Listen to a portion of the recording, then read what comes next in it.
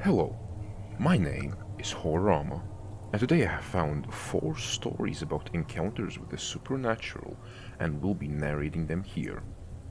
I do hope you enjoy, and if you do, then please like and subscribe. But nonetheless, let's start with the encounters. The first story has been posted by user TuzaHU. 2015. I was in the southwest of the USA in the desert camping. It was about 2 a.m. and I was still in the truck cab eating pistachios and tossing the shells out of the open window. Huge full moon behind me, about 2 o'clock in the sky. I was watching it in the rear view mirror. All at once, a tall being walked about 6 feet behind my truck and stopped. I turned around and looked out of the open back window. It was about 8 feet tall, very skinny, long arms with elbows below its waist area, foot-long skinny neck, oval head that had what looked like a 4-foot beard or tube hanging from its lower face. I couldn't make out the feet or hands. It was walking as if it was struggling, like if you walk in a swimming pool with the resistance of the water. As it stopped, it barely moved its shoulders, but that freakish long neck turned a big head with at me. I don't know if it saw me in the truck, but I froze. It turned its head forward and continued on walking. It was bizarrely thin, almost like an insect. I got scared thinking it's so thin that it's hungry. I took off after it past my truck, camping equipment in the back of my truck, flying to the side of the dirt road as I drove. I went back 4 months later in the daylight. I found a pile of the pistachio shells, so I knew the exact spot where I was. I saw nothing unusual. I drove around a bit. It was a nice day, and I found a place that looked like a good hiking spot. As I got out of the truck, maybe about 3 in the afternoon, I heard diesel engines struggling, digging, like earth mowers, dump trucks dumping a load and banging the scooper to unload all the dirt. Trucks backing up with a beep, beep sound. But there was nothing around. I was in the middle of nowhere on a dirt road. No other cars around for miles. I couldn't figure out where the digging noise was coming from, but wondered. I got on my hands and knees and listened to the ground. It was coming from under the desert landscape. I was standing on where the digging was coming from. As I stood up, I saw 2 very shiny white pickup trucks facing the front of my truck. Onyx black windows. They were so shiny that the sun reflecting on them hurt my eyes. Driving in the desert piles dust would be on a truck, these looked like they just came off of a showroom. I got scared.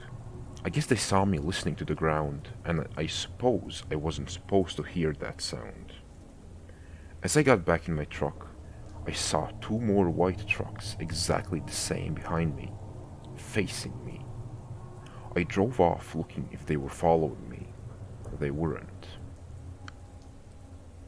As I got to the nearest road, my heart sank as there were 2 more of the same truck waiting for me at the intersection, facing each way, so whichever way I was going, 1 truck would be right behind me. As I got on the road, the truck behind me followed right on my bumper. I was going 90 miles per hour and the truck was right behind me. The other truck then was trying to pass me.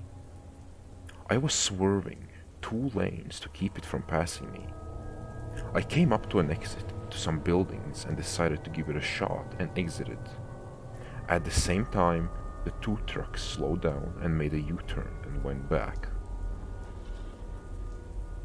They could have taken me out in the desert and no one would have found me or my truck, but they didn't. Did they want to kill me on the road? I don't know, but I was terrified to go home, thinking that they would be there. But I never saw them again, and I never went back.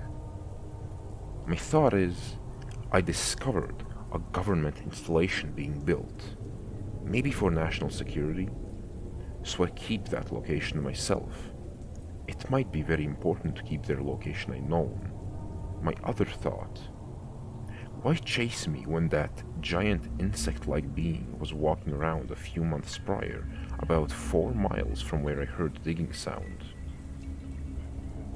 Is that location extraterrestrial, human, or government? I'm still scared stiff, not talked about it at all until lately. I reported my 2 sightings to Muffin. I did not tell about the site where the digging was going on. I'm very curious as to what's going on there, but I will never return. Here is an artwork I drew of the creature. I'm not an artist, and the being was skinnier than this, head pointed more downward. The tube was closer to its chest. 8 feet tall, walked like it was hurt, or struggling to walk, I guess. It made no sound I could hear, no odor I noticed. What is this thing? This is my second being sighting. Saw 3 in spacesuits 10 years prior, not that far from this location, but they had a totally different physique. I have not gone into that desert since. The second story has been posted by user Bunny Strawberry. The Beast of Blood and Bottle refers to a creature responsible for a string of deaths amongst Blood and Bottle, North Carolina animals in the winter of 1953 to 54. To witnesses and trackers, it was ultimately not definitively identified. According to reports, the animal commonly crushed or decapitated its victims, which were mostly dogs. The first animal deaths, possibly related to the Beast of Ballenboro, were reported on December 29, 1953. Witnesses described a creature that was sleek, black, and about 5 feet long, which killed a dog in Clarkton, North Carolina, approximately 8 miles from Blood and Bottle. On December 31, 1953, 2 dogs belonging to a resident of Blood and Bottle were found dead with a significant amount of blood near their kennels. Their owner reported that the dogs were torn into ribbons and crushed.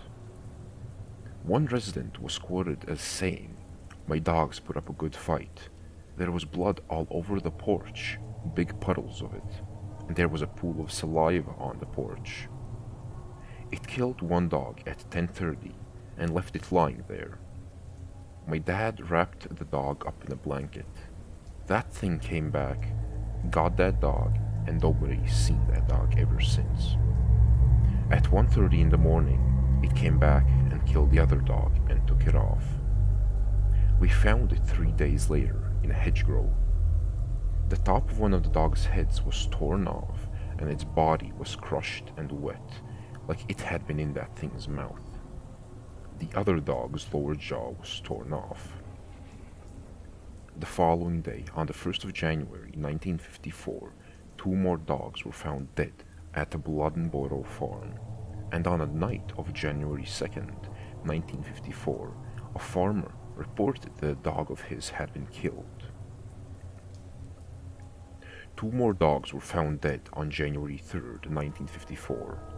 An autopsy was performed on one of the dogs, and it was reported that there wasn't more than 2 or 3 drops of blood in him.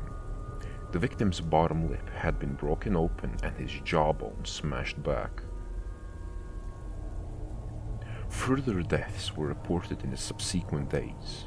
On the night of January 5th, 1954, a pet rabbit was found, cleanly decapitated and still warm.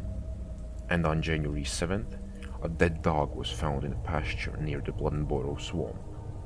A goat was also reported to have died with its head flattened. Encounters. One local described the animal as about 4.5 feet long, bushy, and resembling either a bear or a panther, while another person described it as small and noted that there was a little one just like it running beside it. Another local described hearing a strange noise. Though he did not see the animal, he estimated it was close to 150 pounds by the way it went through the bushes. Another account detailed in a local newspaper contained the following physical description. It was about 20 inches high. It had a long tail, about 14 inches. The color of it was dark. It had a face exactly like a cat. Only, I have never seen a cat that big. It was walking around stealthily, sneakily.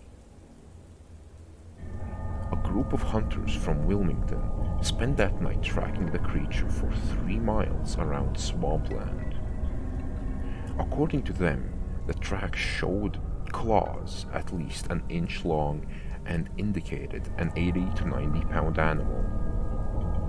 The beast's circling movement suggested it might have had offspring or a mate nearby, the hunters said. On January 5th, the beast was witnessed attacking a dog, which ran away and was not found. Tracks were seen along a creek bank near one of the attack sites. There were 2 sets of prints and one was smaller. Later that day, in the evening, another resident described a big mountain lion near some dogs 3 houses down. The creature ran towards her, but turned and fled when she screamed. Outside her home, the tracks left in the dirt were bigger than a silver dollar, according to Police Chief Forrest. A young boy named Dalton Norton reported seeing what he called a big cat on January 6th, which made a noise like a baby crying on his porch before leaving. On January 11th, 2 cars stopped for an animal reported to be 4 feet long. One of the men in the cars was quoted as saying that the animal had runty-looking ears and was brownish and tabby. Hunting the beast. Luther Davis and Mayor Woodrow Fussell next to the Bobcat Davis trapped on the night of January 3rd. Police Chief Ray Forrest searched for the creature with his dogs, but they reportedly would not follow the trail. A half-dozen brave youths and their dogs then spent January 4th searching for the creature, while that night Forrest and 8 to 10 other officers conducted their own hunt. Hunters who traveled to Blood and Boro from Wilmington also searched for the beast that evening, reportedly tracking it for around 3 miles around the swamp. On the night of January 5th, more than 500 people and dogs hunted through the woods and swamps for the creature. On January 6th, more than 800 people turned out to hunt for the beast in the swamps. Forrest planned to tie up dogs as bait to lure the creature out, but this plan was not put into action. The hunt itself was also ended by officials due to safety concerns. On January 7th, another 800 to 1,000 people gathered to hunt the creature.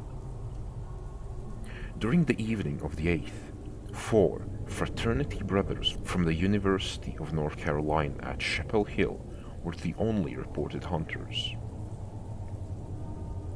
Mayor Fussell officially called off the hunt unless the creature made another obvious kill or there was a legitimate sighting.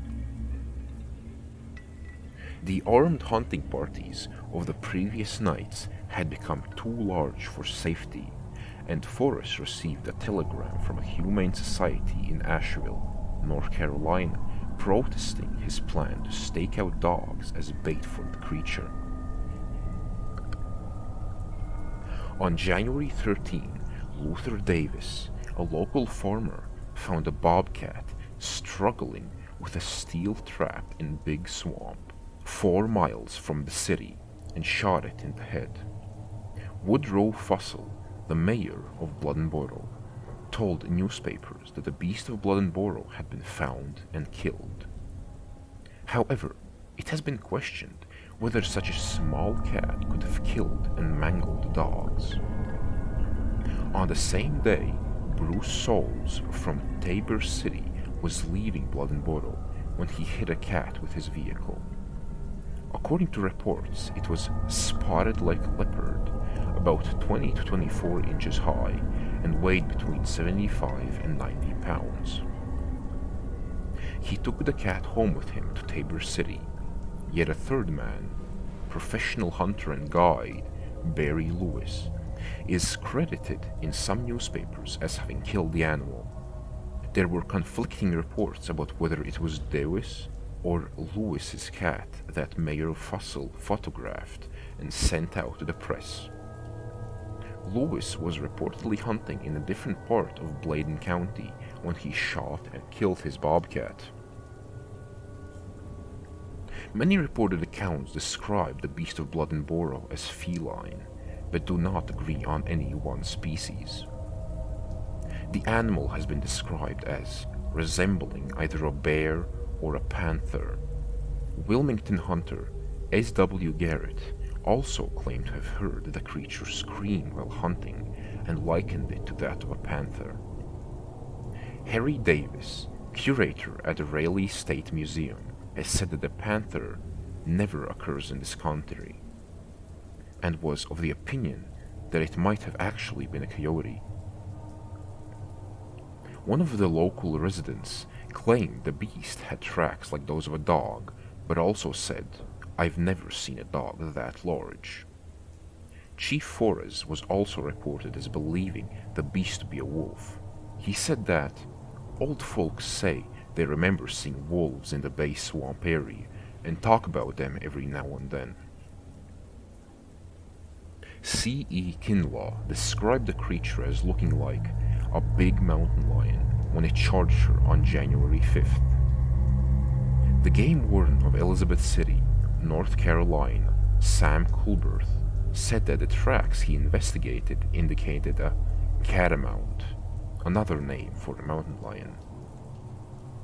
Other people described the animal as likely being a wolverine, while others speculated that the creature may have been a wild police dog. A.R. Stanton, a man from Lumberton, North Carolina, thought that the beast of Blood-and-Borough was a German Shepherd and Hound mix named Big Boy that he gave to a Native American boy who lived across the edge of a big swamp. Big Boy was a dark and had a long, bushy tail. Stanton claimed Big Boy was capable of leaping over a 6-foot fence and killed chickens from time to time. Lumberton veterinarian N.G. Baird said that it was very feasible that Big Boy was responsible for the attacks. Baird also said that it was possible Big Boy, or another dog, could have killed the other dogs and lapped up blood rather than sucking it. The third story has been posted by user Orange Tint Girl. I've never posted to Reddit before. This is my first time. My brother suggested I tell my story here. I am a 33-year-old white female from Los Angeles. 3 years ago, my boyfriend and I, as planned for 5 years, turned 30, sold everything we owned, including my car, took his Trailblazer, and decided to just travel around the States and Canada.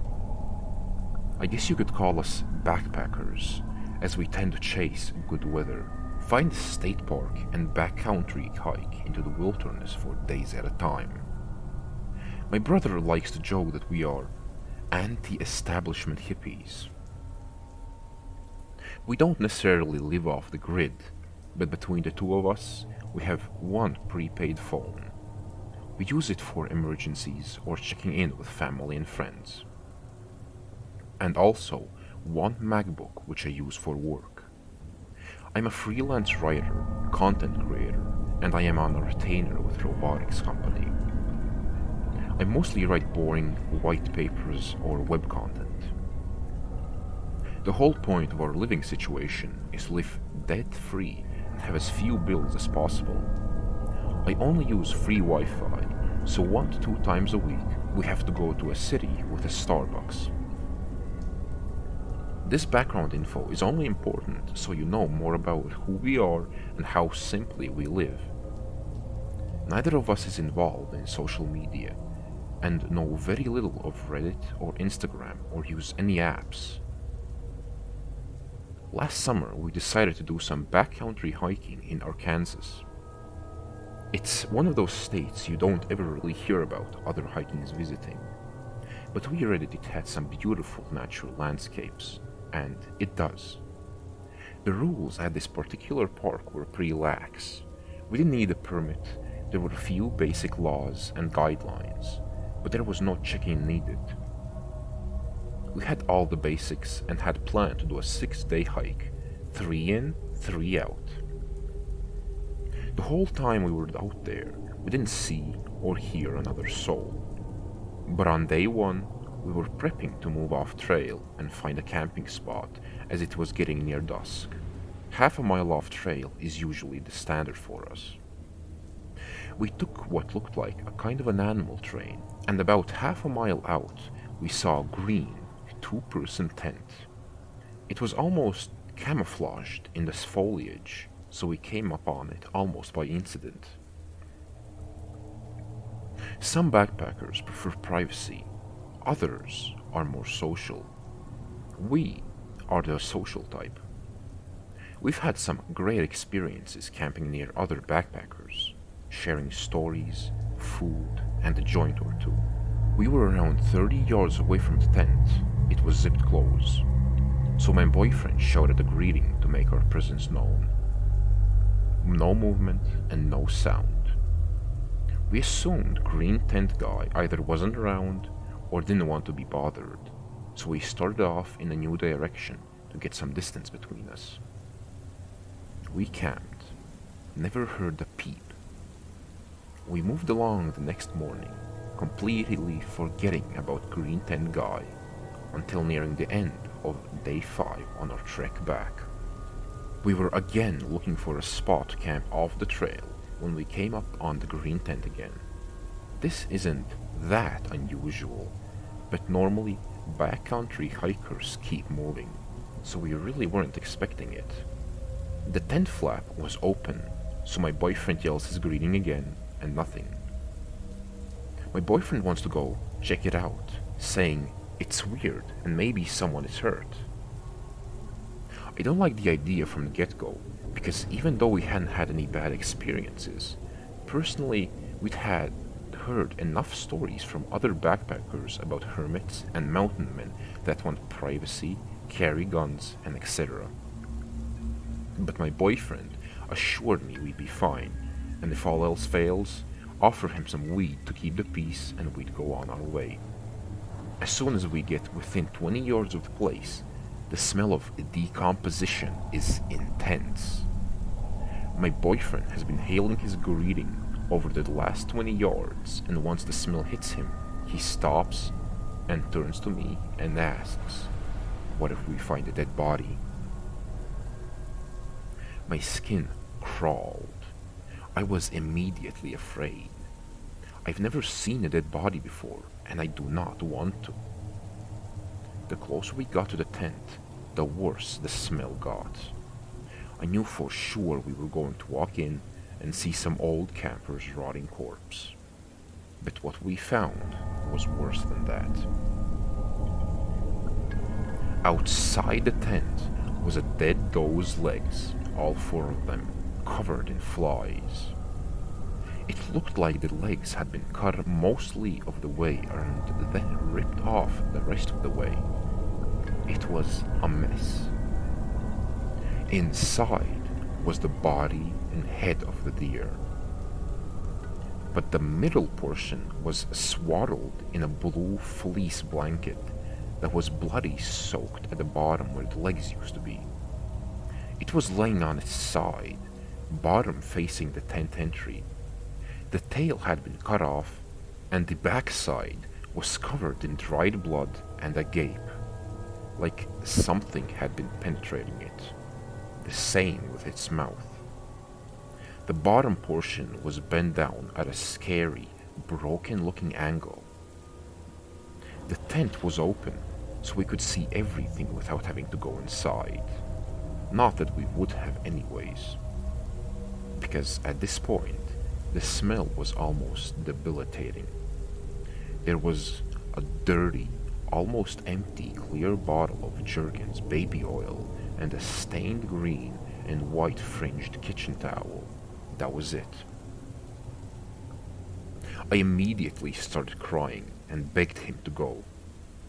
All he could muster to say was, "What the hell?" And we turned and ran. We ran to the trail and jogged down it for as far as we could go until dusk was fully on us and we had to set up camp. We didn't go very far off the trail and neither of us slept. We didn't start a fire or use headlamps after full dark. We just sat up whispering to each other, going over and over what we had just seen. Every little noise startled us. It was like our brains were on red alert. I kept thinking any moment a dead deer toucher would come back to this tent, see our footprints or something, know we were there, and track us back to our tent. I've never been so scared in my entire life. Just before dawn, we tore down and started out. My boyfriend stopped at the ranger station on our way out of the park to report what we had seen. The ranger was a young guy around our age, and he looked as freaked out by our story as we were telling it. He wrote most of it down, and my boyfriend showed him on a map approximately where it had been. He asked if we knew how the deer was killed, and at that point we hadn't even thought about it. We just assumed it had been shot, but because of the blanket, we didn't see a wound. But we weren't exactly giving it an autopsy either. We have since shortened our backcountry hikes to a maximum of 4 days. We've also been a lot less eager to call out to other campsites and have never approached another unmanned tent again. The fourth story has been posted by user substantial_cut_8426. This happened many years ago in the summer of '87. I was 19, female, and my best friend was 18, female. We were visiting her boyfriend at his house, which was situated in the middle of a wooded area next to a large field in a very rural, tobacco-growing area in the south. It was dark out, but you could see fairly well because the sky was clear and full of stars. She and I were sitting on the front porch with our feet resting on the steps. We were just talking and laughing when all of a sudden we saw a round, brightly lit object just above the trees, 30 feet in front of us and 50 feet above us, hovering just above the treetops. It had red and white lights all around it, but it still wasn't bright enough that it gave off more than a glow. The lights were flashing a lot, and it just sat there, silently. No noise at all. It was like it was just sitting there, watching us. We didn't feel afraid, mainly because we were so fascinated and curious as to what it could possibly be. We sat there, whispering back and forth, trying to figure out what it was, for a good 3 to 4 minutes, when her boyfriend opened the door to come out, and we turned and told him to hurry and come look at this. He reached out and flipped on the porch light, and before he could even get out from under the coveted porch to see it, it went straight up about 20-ish feet, then zipped out of sight diagonally. It disappeared completely in a matter of maybe 3 seconds.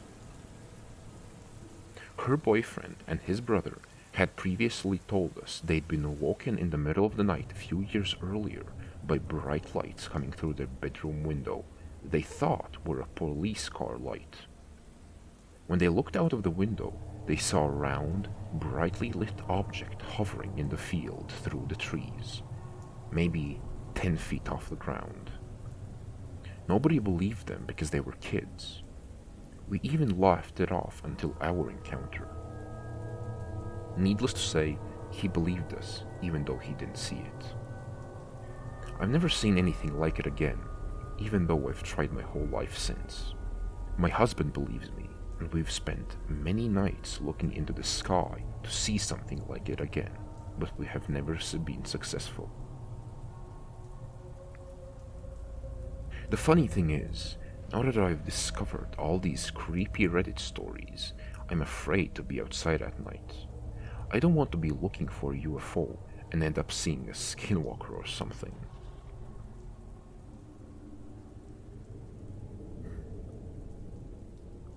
The supernatural is quite an intriguing subject to research and discuss, since nearly nothing is known about it, even whether it is real or not.